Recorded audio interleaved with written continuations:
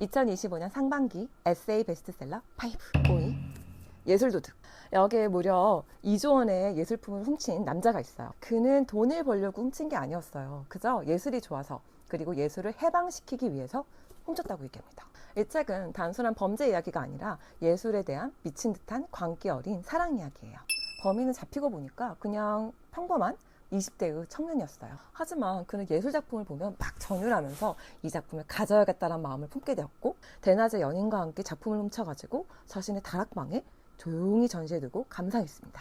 아니 근데 이 도둑 진짜 어떻게 생각하세요? 그냥 어디 팔려는 것도 아니고 남들하고 같이 볼 것도 아니고 그냥 자기가 방 안에 그냥 전시하기 위해서 이제 훔친 거거든요. 그냥 이 사람 집에 가보면 막 유명한 작품들이 그냥 바닥에 널브러져 있어요. 막 예쁘게 장식하거나 그런 것도 아니에요. 그냥 어디 침대 밑에 휙, 아니면은 어디 뭐 벽에 그냥 뚝 이렇게 놔두고 나중에는 그냥 보지도 않거든요. 그래서 이 사람을 보면 진짜 예술을 사랑해서 훔친 건지 아니면 그냥 갖고 싶다는 소유욕 때문에 훔친 건지 진짜 애매하더라고요. 이렇게 추리소설, 범죄 드라마, 그리고 예술 철학까지 모두 결합된 그런 재밌는 다큐멘터리 같은 에세이예요. 예술을 사랑하신다면, 그리고 추리소설을 좋아하신다면 이 책을 꼭 한번 읽어보세요. 4위 장유진 작가의 우리가 반짝이는 계절. 이 책은 저도 좋아하는 작가이기도 한 장유진 소설가의 첫 번째 에세이예요. 이 책을 읽고 나면 정말 오래된 친구에게 우리 여행 한번 갈까? 라고 전화하고 싶어집니다. 처음엔 그냥 여행책인 줄 알았는데요. 알고 보니까 이게 여행책이 아니라 친구와의 찐우정? 그런 걸 담은 에세이라고 보시면 돼요. 이 책을 읽다 보면 좀 일단 재밌어요. 그 작가가 이제 얘기를 하는데요. 자기가 15년 전에는 소설가가 될지 몰랐대요. 그런 얘기를 보면서 아, 그치, 나도 어릴 때는 내가 지금의 내가 될지를 정말 몰랐는데 라는 생각이 막 들더라고요. 그러면서도 내 인생에서 중요했던 사람들, 뭐 친구들이라든지 아니면 연인이라든지 그런 사람들의 얼굴이 막 떠오르면서 아, 그 사람들한테 한번 연락 좀 해보고 싶은데 라는 마음이 막 생기면서 이런 여행 나도 한번 가보면 좋겠다 라는 생각이 드는 그런 에세이였어요. 특히 장유진 작가의 개인적인 이야기도 에세이다 보니까 많이 나오는데요. 뭐 이제 결혼이라던가 아니면은 원래 이제 자기 원 가족에 대한 이제 불화에 대한 그런 이야기라던가 아니면은 과거에 친구랑 있었던 에피소드들을 되게 재밌게 풀어내고 있어서 감동적입니다. 그 배경이 핀란드다 보니까 굉장히 여름에 있기 시원해요. 이렇게 보면 작가가 직접 찍은 사진들도 들어있고요. 장유진 작가님 인스타에 가면은 또 사진이 있습니다. 3위. 이 책도 좋아하는 작가인데요. 정지우 작가의 사람을 남기는 사람. 이제 이 책의 저자 정지우 작가님은 주로 인문 에세이를 쓰시는 분인데요. 그러다 보니까 그냥 에세이로는 조금 느끼기 힘든 그런 깊이 있는 통찰력이 같이 들어있어서 되게 좋아요. 특히 이 책은 관계에 주안점을 두고 이제 쓴 책인데요. 내가 타인을 만날 때 나를 지키면서 누군가와 가까워질 수 있을까? 그런 게 가능한 일인가? 이런 이야기가 굉장히 많아요. 그러니까 우리가 누군가를 만날 때 어디까지 선을 긋고 대해야 될 것인가? 혹은 어떤 사람은 피해야 하고 어떤 사람과는 정말 오래오래 그 관계를 유지해야 될 것인가? 이런 이야기가 있어가지고 인간관계가 어려우신 분들 한번 만나보세요. 특히 요즘 SNS 하면 되게 비교가 많이 되잖아요. 저 사람은 왜 저렇게 잘 나가는데 나는 왜 이럴까? 이런 생각 많이 하시죠. 이런 우리들을 보면서 정지우 작가는 이렇게 책에서 쓰고 있어요. 타인에 대한 우월감에 몰입하는 건 참으로 대단히 멍청한 짓이다. 왜냐하면 누구나 각자의 영역에서 치열하게 살아왔기 때문이에요. 그래서 결국은 나만의 삶을 제대로 살아내는 것이 더 중요하다고 이야기하고 있어요.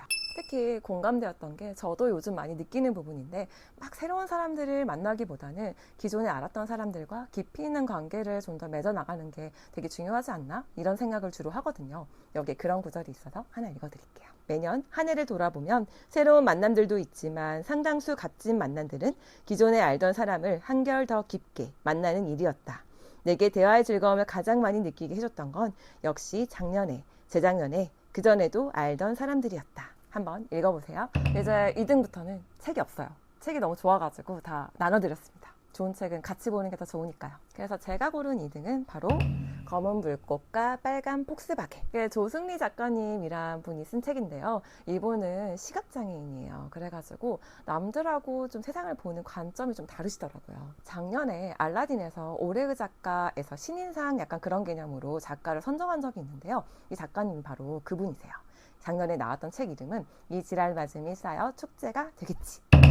욕 아닙니다. 사실 지랄 맞음하고 이 책하고 뭐가 더 좋은가 하면은 지랄 맞음이 더 좋기는 해요. 지금 올해 나온 이 에세이는 좀 더 여행에 집중한 에세이라고 보시면 돼요. 작가가 시각장애인임에도 불구하고 말레이시아도 가고 필리핀도 가요. 가끔은 여행이 엉망이 돼도 자기만의 방식으로 그것을 즐깁니다. 불편함과 두려움이 있는 여행을 그녀는 가능성으로 바꾸거든요. 이게 이 책의 가장 매력적인 부분이었어요. 불안과 괴로움과 고통을 뭔가 희망적인 자세로 바꾸려는 마음. 굉장히 단단한 태도가 느껴져서 아, 정말 이분은 대단하다.